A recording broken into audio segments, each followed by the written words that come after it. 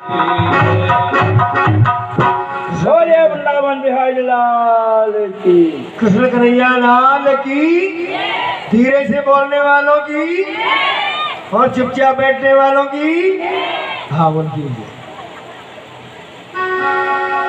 गर्भ संहिता में 6 प्रकार का रासलीला का वर्णन दिया गया है। पहला, वैशाख कृष्ण पंचमी। कुछ लोग ब्राह्मणों को परेशान करने के लिए थोड़ा सा ऐसे भटक जाते हैं, वो कथा जाकर सुनते नहीं। उनका काम यही है कि पंडित जी उठे तो थोड़ा पूछूं, यानी खुद नहीं खोजेंगे, कथा सुनेंगे नहीं, ध्यान से दिमाग लगाएंगे नहीं। तो उन्हें दिमाग लगाना चाहिए, पंडित जी से नहीं पूछना चाहिए। कथा पूरी सुनाई जाती है, दूसरे की तो नहीं जानते। तो वैशाख कृष्ण पंचमी की प्रथम रासलीला यमुना के तट पर उपवन में मानवती गोपियों के साथ श्री राधिका जी के साथ सारी गोपियों को छोड़ करके रासलीला किया।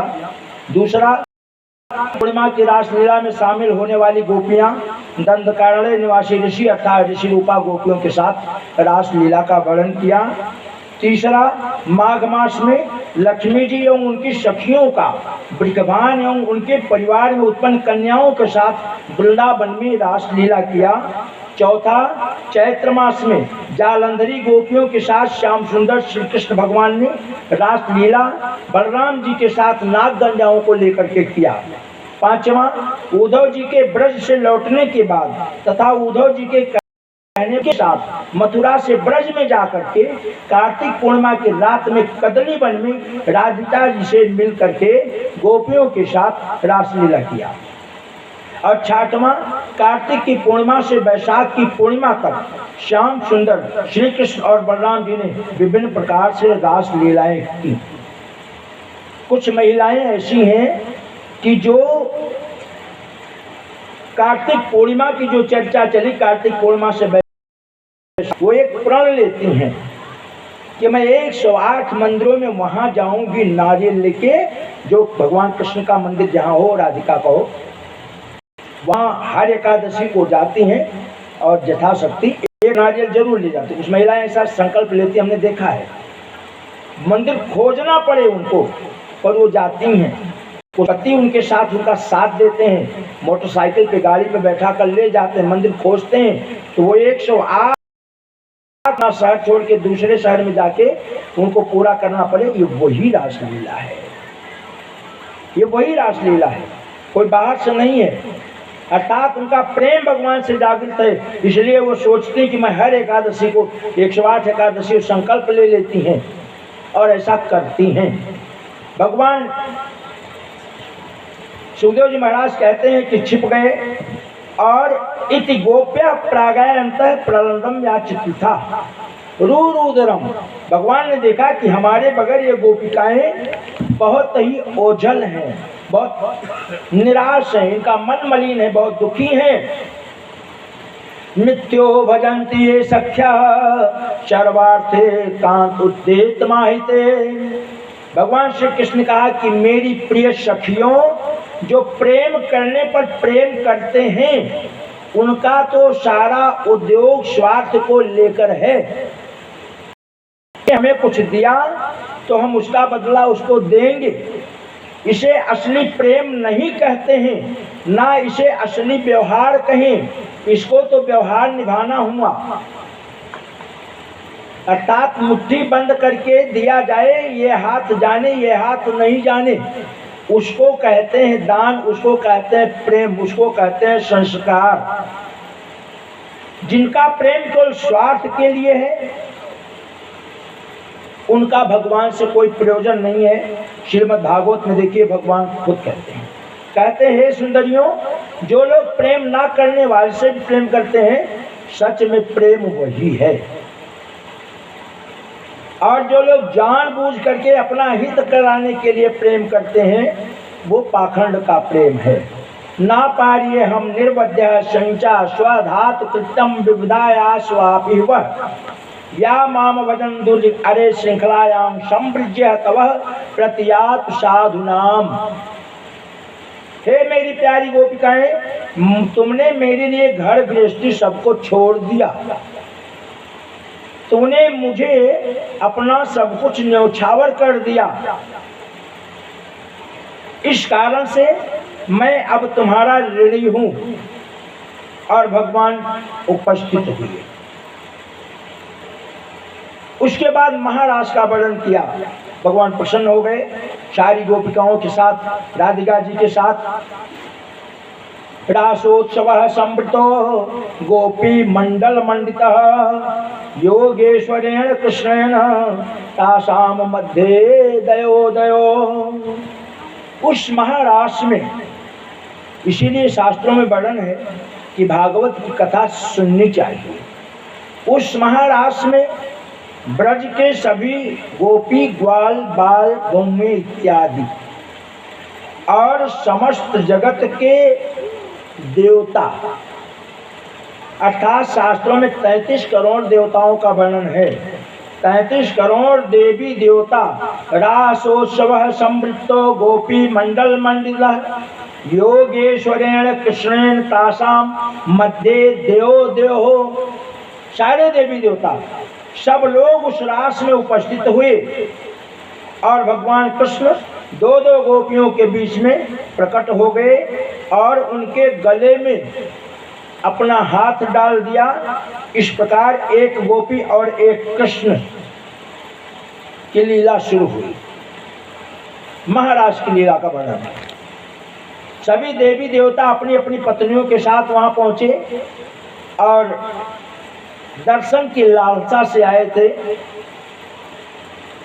भगवान की गोपियों के साथ प्रेम लीला का दर्शन करके लोग आए तो दर्शन करने के लिए, पर उनका मन बस में नहीं रहा।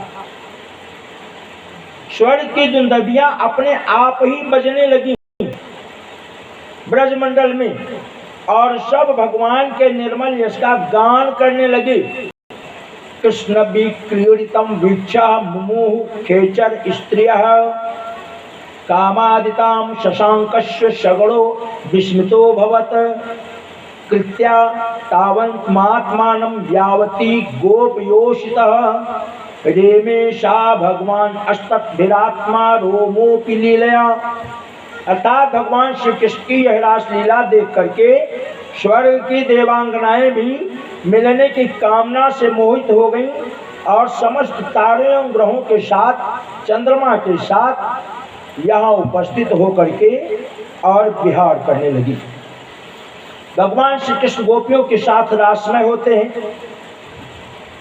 वे गोपियां हैं जो जन्म जन्म भगवान की भक्ति में लीन रही।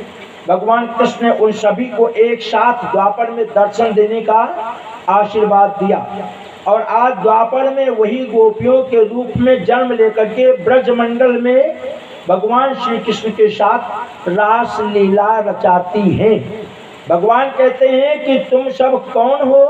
गोपियां कहती हैं कि कोई शब्द का अर्थ है कि कोई नहीं, अर्थात जो कुछ है सब आप ही हैं, मैं कुछ नहीं हूँ। और जिस व्यक्ति के, जिस जीवात्मा के मन से ये बात निकल जाए कि मैं कोई नहीं हूँ, समझिए धर्म व्यतिक्रमो दृष्टा है ईश्वराणाम चा शासम। बकरा में करता है तो मैं कोई नहीं हूं। राजा परीक्षित ने प्रश्न किया कि भगवान श्री कृष्ण सारे जगत के एकमात्र स्वामी हैं और उन्होंने अपने अंश बलराम जी के सहित पूर्ण रूप से अवतार ग्रहण किया। उनके अवतार का उद्देश्य क्या यही था कि रासलीला केवल करे? सुखदेव जी महाराज जवाब देते, ना ना ना ना ना, धर्म की स्थापना करने के लिए भगवान आए, अधर्म का विनाश करने के लिए आए। सुखदेव जी महाराज कहते हैं कि परीक्षित धर्म व्यतिक्रमो दृष्ट ईश्वराणाम च शासम। व्यतिक्रमो मतलब धर्म एक रास्ते से नहीं है, अधर्म में व्याप्त है। और भगवान कृष्ण तेजी सामना दोषाय वहने सर्वभुजो यथा, उस व्यतिक्रम से बैठे हुए धर्म को एक क्रम से अर्थात अधर्म का विनाश करके धर्म की स्थापना करने के लिए भगवान स्वयं कृष्ण के रूप में उपस्थित हुए हैं। सूर्य, अग्नि, ये सब भी भगवान के चरित्र के बारे में कुछ कह नहीं सकते। भगवान का चरित्र है ही ऐसा। राधे राधे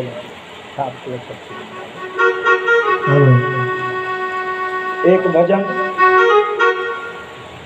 छाप तिलक सर छीनी, मुझसे नैना मिलाई।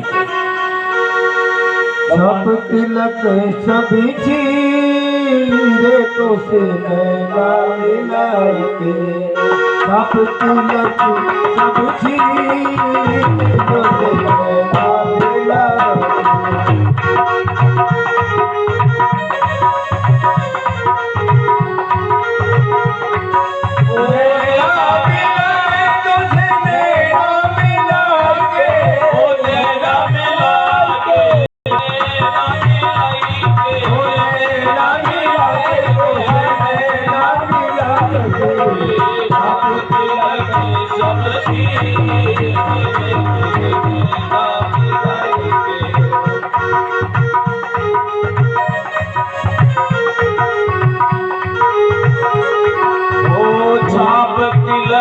सब छीने उसने ना मिलाई के। छाप तिलक सब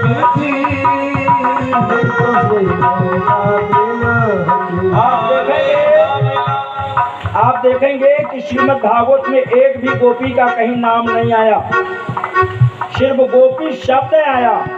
और सुखदेव जी भी एक भी गोपी का नाम नहीं लेते। वहाँ सुखदेव जी वर्णन करते हैं कि आठो याम बस श्याम ही श्याम, अर्थात गोपियाँ भगवान में इतनी प्रेममय हो गई कि अपनी शुद्ध बुद्ध खो बैठी। और एक गोपी तो दही बेच रही थी, दही ले लो दही ले लो दही ले लो कहते कहते श्याम ले लो श्याम ले लो श्याम ले लो।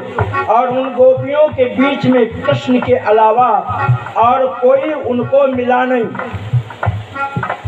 और कोई नहीं। उनके भाव और उनके विचार, उनकी भक्ति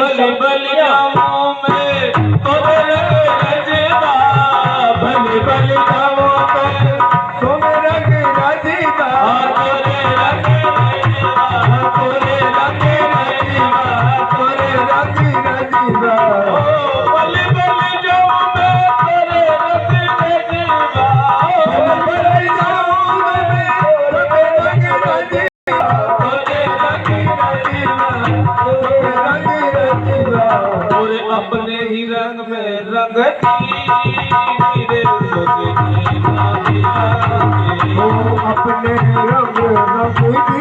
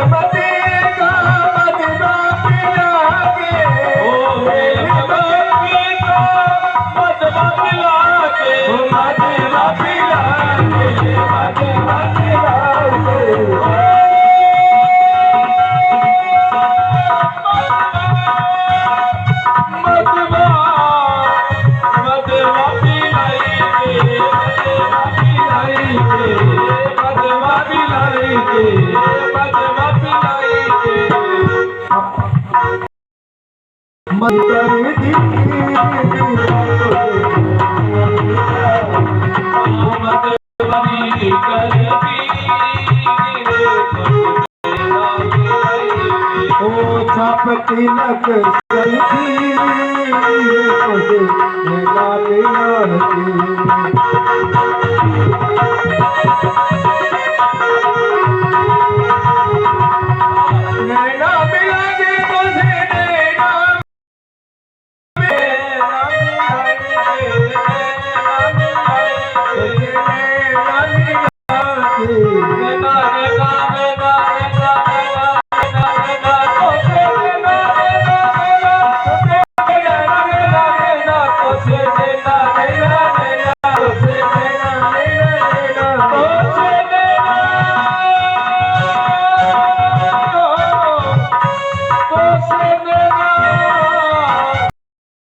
तुझे नैना नैना नैना तुझे नैना नैना नैना तुझे नैना नैना नैना तुझे नैना नैना नैना ओ बात अदब करूंगी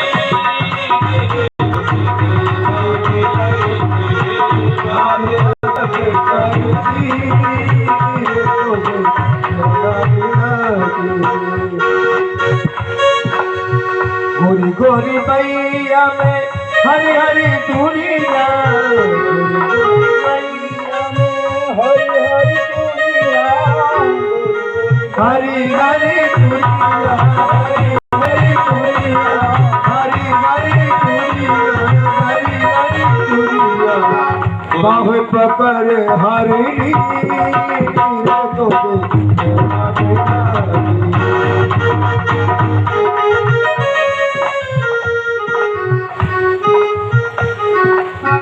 सब सखियन में चुनर मेरी मैली सब सखिया में चुनर मेरी मेली सब सखियन में चुनर मेरी मैली चुनर मेरी मैं चुनर मेरी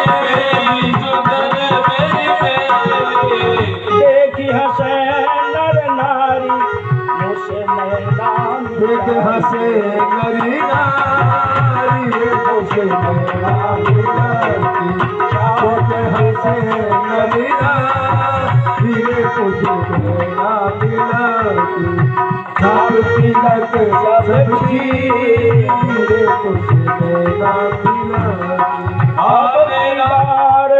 अब की बार चूनर मेरी रंग दे अब की बार चुनर मेरी रंग दे चुनर मेरी रंग दे चुनर मेरी रंग दे रख ले लाज हमारी रख दे लाज हमारी ये तुझे नैना मिलते वो रख ले राज हमारी ये तुझे नैना मिलते नैना मिलेंगे तुझे नैना मिलेंगे नैना मिलाई के मुझसे नैना मिलाई ओ नैना मिलाई नैना मिलाई नैना मिलेंगे तुझे नैना मिलेंगे बात अदब करती मेरे सोचने ना मिलाई मेरी बाकी अजब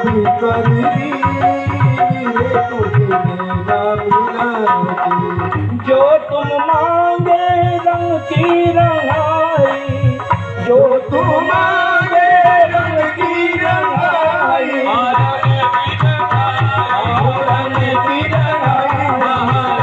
की रंगाई मेरो जवन गिरे रखली नो मुझसे